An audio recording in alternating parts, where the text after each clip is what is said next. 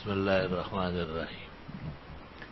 کبھی ایسا ہوتا ہے کہ ایک شخص نے موزہ پہنا ہوتا ہے، وہ موزہ جو شرعاً خف کہلاتا ہے، شرعی موزہ، تو اس پر اجازت ہے کہ گھر بیٹھے بیٹھے ایک دن ایک رات تک جب پیر دھونے کا وقت آئے تو اوپر سے ہاتھ پھیرے، اور بس اتارنے کے یا پیر دھونے کی ضرورت نہیں۔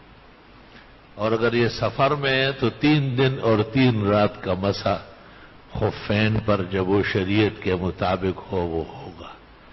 ایک سہولت اللہ نے دی ہے، اہل سنت والجماعت کی نشانی ہے کہ وَيَرَى الْمَسْحَ عَلَى الْخُفَّيْنِ، شرعی موضوع پر مسح کے قائل ہوتے ہیں۔ روافض، معتزلہ، خوارج، جتنے بددین ہیں وہ سب منکر ہے اس کے۔ صاحب ہدایہ نے کہا ہے وَالْأَحَادِيثُ فِيهَا مُسْتَفِيضَةٌ، کثرت سے احادیث آئی کہ پیغمبر اور صحابہ شرعی موضع پر ہاتھ پیر لیتے تھے، انگلیوں سے پنڈلی کی طرف یوں، اور بس موزہ دھلایا صاف ستھرا ہے، اس پر مزید پیر سے اتارنے یا مسح کرنے کی دھونے کی ضرورت نہیں۔ لیکن یہ موضع فقہا کہتے ہیں احادیث و آثار کی روشنی میں 3 طرح ہونا چاہیے۔ سب سے اعلیٰ اور اچھا موضع تو ان یکون مجلدین، کہ دونوں چمڑے کے بنے ہوئے ہو۔ وہ اصلی موضع عہد رسول میں اور عہد صحابہ و خیر القرون میں اس کا استعمال عام تھا۔ دوسرا یہ کہ چلو اگر چمڑے کا بنا نہیں ہے تو ان یکون منعلین، کم از کم تلوہ تو چمڑے کا ہو، تب بھی شرعی موضع ہے۔ اگر نہ چمڑے کا بنا ہے اور نہ اس کا تلوہ چمڑے کا ہے تو لا بد ان یکونا ثخینین، پھر ایسے سخت دھات کے بنے ہوئے ہو، 2 میل تک چلے نیچے نہ اترے، اوپر سے پیر نظر نہ آئے، پانی ڈالے تو اندر نہ جائے۔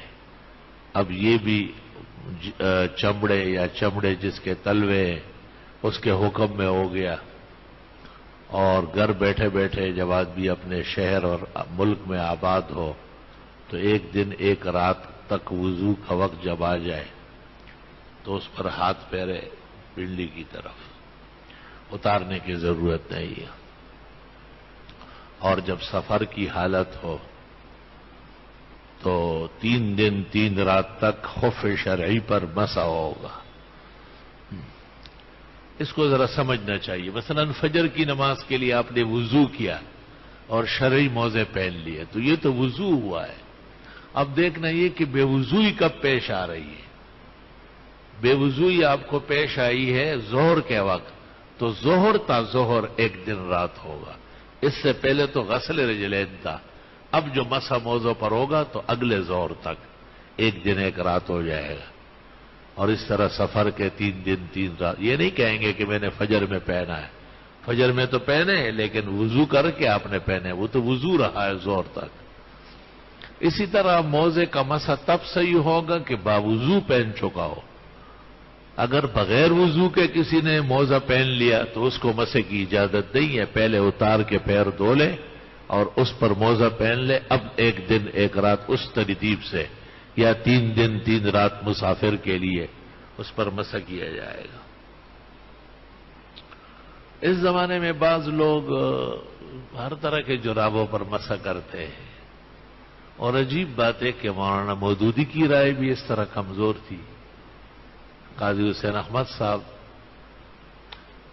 حافظ الحدیث مولانا ہدایت اللہ صاحب کی سگی پھوپھی کا لڑکا بھی تھا، اور حافظ الحدیث صاحب کی بہن بھی ان کے پاس اور ان کی بہن ان کے پاس، ماموں اور پھوپھی کے لڑکے بھی تھے اور بہت دوستی۔ اور حضرت نے فرمایا کہ ایک دن قاضی صاحب ہمارے گھر مہمان تھے، وضو کر لیا سامنے نل پہ اور یوں کیا، تو کہا، میں نے کہا قاضی صاحب پیر نہیں دھوئے؟ تو انہوں نے کہا کہ جرابے پر مسح کا یہ تو خف نہیں ہے، یہ تو عام جرابہ ہے کاغذ کا اور اس کا کپڑے کا، اس پر موزہ کیسے ہوگا، مسح کیسے ہوگا؟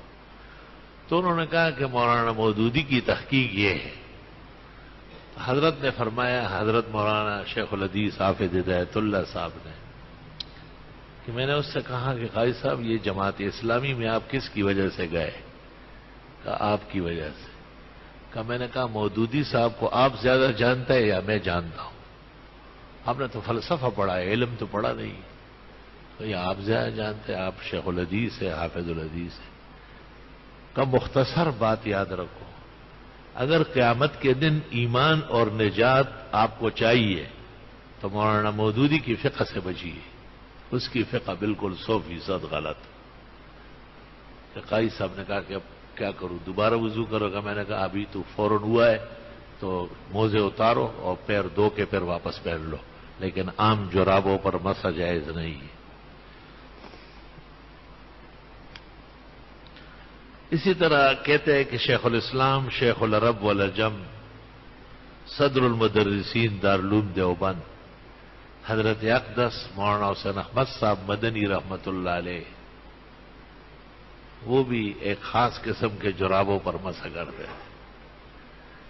تو ایک دن جماعت کھڑی ہو رہی تھی دیوبند کے محلے میں، کسی گھر میں نماز تھی اور شیخ الاسلام مصلی پہ کھڑے تھے، اور اچانک صف میں مفتی عمر شفیع صاحب کو دیکھا۔ ان سے کہا مفتی صاحب یہ میں نے تو جرابوں پر مسح کیا ہے، دیوبند کا دارالافتاء کیا کہہ رہا ہے؟ مفتی صاحب نے کہا حضرت دارالافتاء تو یہ کہتا ہے کہ اس پر مسح جائز نہیں، لیکن آپ اس وقت سب سے بڑے عالم ہیں دیوبند کے علماء کے، لہذا آپ مجتہد ہیں اور ہم مقلد ہیں، آپ کی اقتداء میں۔ حضرت نے فرمایا تیرے کہنے سے کوئی مجتہد نہیں بنتا اور تیرے ایسے کرنے سے تقلید نہیں ہوتی۔ مجتہد ابو حنیفہ ہے، تقلید ہم سب کر رہے ہیں، بہتر یہ کہ آپ آئے میں پیچھے آتا ہوں۔ اہل حق دیکھو، نماز بغیر شک شبے کے پڑھنا چاہیے۔ چنانچہ حضرت مدنی پیچھے گئے، مصطفیٰ سے کہا اپنے پیر دھوئے، آپ یہاں نماز پڑھا رہے، ایسا نہ ہو کہ فتوے کے مطابق مسلمانوں کی نماز خراب ہو جائے۔ اللہ، عام طور پر لوگ اس وجہ سے بچتے بھی ہے کہ غلط نہ ہو، لیکن یہ مسئلہ تو فقہ میں صاف ہے کہ یا موزہ چمڑے کا بنا ہو، یا موزے کا تلوا چمڑے کا ہو، یا کسی مضبوط دھات کا بنا ہوا ہو۔ استاذ گرامی قدر محدث العالم حضرت اقدس حضرت مولانا محمد یوسف صاحب بنوری رحمت اللہ علیہ، ان کے لیے افریقہ میں ایک قسم کے موزے بنتے تھے، اور باقاعدہ حضرت مولانا مفتی محمود کو دکھایا اور ان کو کہا آپ ذمہ دار ہیں، حالانکہ حضرت خود بڑے عالم تھے، آپ مفتی ہیں، آپ اچھی طرح دیکھیں اس سے مسح جائز ہے؟ انہوں نے کہا حضرت یہ تو صحیح معلوم ہو رہا، کہ چلو اگر میری نماز میں فرق ہوا ذمہ دار آپ ہو۔ لا الہ الا اللہ۔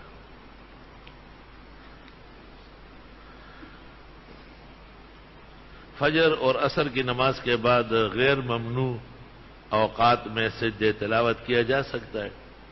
ان اوقات میں جب پڑھ لیا جائے تو سجدہ جائز ہے، پہلے کا پڑھا ہوا آیات ان کا سجدہ نہ کرے ان اوقات میں، لیکن ان اوقات میں جس طرح جنازہ آئے تو پڑھا جائے، ان اوقات کا انتظام تو سجدہ کر لیا جائے، کوئی حرج نہیں۔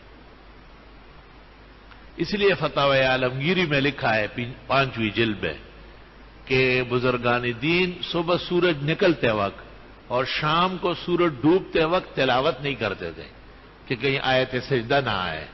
کانوا یسبحون ویذکرون ویہللون ویکبرون ویمجدون، تسبیح تحمید تکبیر لا الہ الا اللہ، ذکر و تسبیح میں لگے رہتے تھے، سورج نکلتے وقت اور ڈوبتے وقت تلاوت نہیں ہوا کرتی تھی۔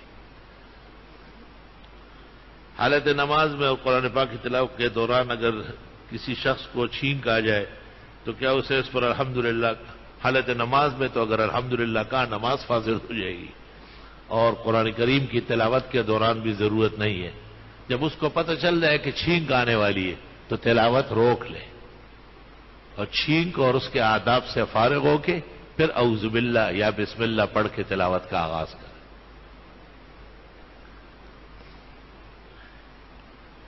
میرے تیمم سے متعلق 2 سوالات ہیں۔ اگر کسی شخص کو پانی فوری طور پر میسر نہ ہو اور وہ پانی کا انتظام کر سکتا ہو، لیکن اس انتظام کے دوران اس بات کا شبہ ہے کہ نماز کا وقت پانی کا انتظام کرنے میں قضا ہو جائے تو ٹھیک ہے، قضا کر لے، لیکن تیمم نہ کرے، یہ تو پانی پر قادر ہو گیا، قادر الماء تیمم نہیں کر سکتا۔ اگر کسی شخص نے بجلی نہ ہونے کی وجہ سے تیمم کر کے نماز ادا کی اور اس کے بعد نہ، اس طرح نہیں، یقین کے ساتھ اس اوقات میں بجلی نہیں آئے گی، پہلی بات۔ یقین کے ساتھ آس پاس محلے میں کہیں پانی نہیں ملے گا، دو، یقین کے ساتھ میں خریدنے بھی چاہوں تو میرے پاس اتنے پیسے نہیں ہے کہ پانی خرید سکوں وضو کے لیے، تین، یقین کے ساتھ اس اوقات میں جب بھی بجلی گئی ہے تو بہت دیر سے آئی، جب یہ چاروں باتیں موجود ہوتے ہیں جائز ہے، ورنہ نہیں، انتظار کرے ورنہ قضا کر لے۔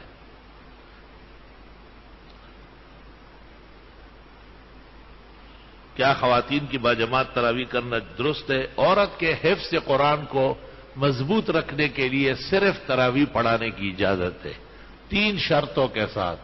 فرض باجماعت نہیں پڑھیں گے، اس کی کوئی ضرورت نہیں، سب عورتیں اپنے اپنے فرض علیحدہ پڑھ لیں۔ خاتون مصلی پر آگے نہیں ہوگی، خواتین کی صف ہی میں کھڑی ہو کر امامت کرے گی، دو، وطروں کا وقت آئے تو پھر سب عورتیں اپنی اپنی وطر پڑھ لیں، جماعت نہیں ہوگی، کیونکہ خواتین کی جماعت بھی سنت نہیں ہے اور وطر کی جماعت بھی ان کے لیے سنت نہیں ہے۔ فرض اپنے اپنے پڑھے، خاتون آگے نہ بڑھے، صف کے اندر کھڑی رہے جو حافظہ صاحبہ ہے، اور وطروں کا وقت جب آ جائے تو سب لوگ اپنے اپنے وطر پڑھے، عورت جماعت نہیں کرائے گی، کیونکہ فرض اور وطروں میں خاتون کی امامت کی کوئی ضرورت نہیں۔ تراویح کی ضرورت حفظ کے لیے ہے، وہ اسی حد تک رہے گی۔